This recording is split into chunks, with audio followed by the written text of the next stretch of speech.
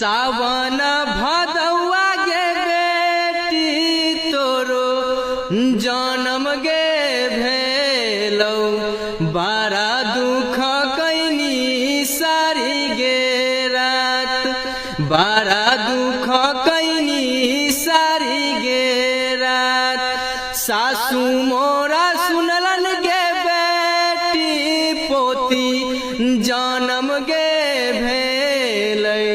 ठोकी लेलन बाजार गे के